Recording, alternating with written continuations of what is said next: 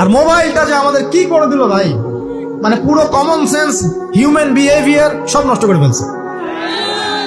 বসে আছেন চুপচাপ, মানে এমন হয় ফোনটা বের করছে, মানে অস্ত্র বের করছে, ফোন বের করে খাটাস করে মুখের সামনে ফোন, অনুমতিরও প্রয়োজন নাই যে ভাই একটা ছবি কি নিব, পারমিশনেরও দরকার নেই।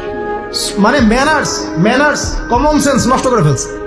আগে মুসলিমদের সাথে দুইটা জিনিস থাকতো, যখন মুসলিমরা সারা বিশ্বকে নেতৃত্ব দিয়েছে তখন ডান দিকে একটা বড় তরোয়াল থাকতো আর বাম দিকে একটা ছোট খঞ্জর থাকতো, জানেন? এই মোগল আমলেও দেখবেন, নবাব সিরাজউদ্দৌলাদের আমলেও দেখবেন, ডান পাশে একটা বড় সোর্ড থাকতো আর বাম পাশে থাকতো একটা ছোট খঞ্জর। ওই দুইটা জায়গায় এখন স্থান নিয়েছে, ডান পকেটে একটা বড় স্মার্টফোন আর বাম পকেটে ছোট একটা আবার কথা বলা ফোন। মানসিকভাবে আমরা সুস্থ নই এখন। আল্লাহ পাক আমাদেরকে বোঝার তৌফিক দেখ। কথাগুলো আঘাত করার জন্য বলছি না, আমি কথাগুলো বলছি এই কারণে যে আমাদের এই যুব সমাজকে নিয়ে আমাদের অনেক আশা।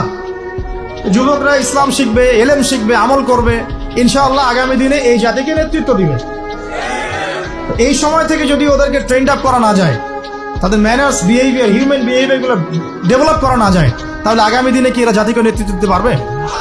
একটা হাদিস খালি বলি, মান তারাকা সালাতান মুতাআম্মিদান ফাকাদ কাফারা, মান তারাকা সালাতান মুতাআম্মিদান ফাকাদ কাফারা। আবার শুনেন, قال رسول الله صلى الله عليه وسلم من ترك صلاة متعمدا فقد كفر। আর মুয়াজ বিন জাবাল রাদিয়াল্লাহু আনহু কে নবীজি বলেছেন, মান তারাকা সালাতা মুতাআম্মিদান ফাকাদ বারিয়াত মিন জিম্মাতিল্লাহ। যে ব্যক্তি নিজের উপর ফরজ নামাজ ছেড়ে দিল, সে কুফরি করলো, সে কুফরি করলো, সে কুফরি করলো।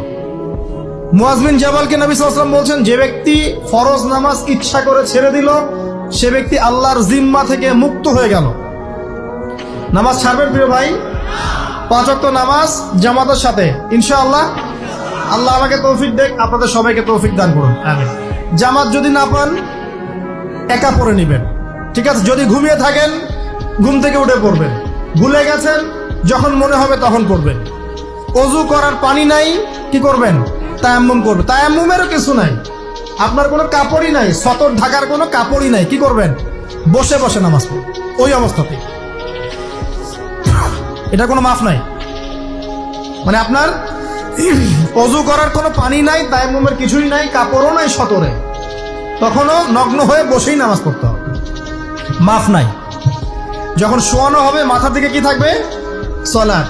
তাহলে আমরা যারা ফরজ সালাত এখন আদায় করছি না, আজকে তওবা করেন, বলেন আস্তাগফিরুল্লাহ আল্লাযী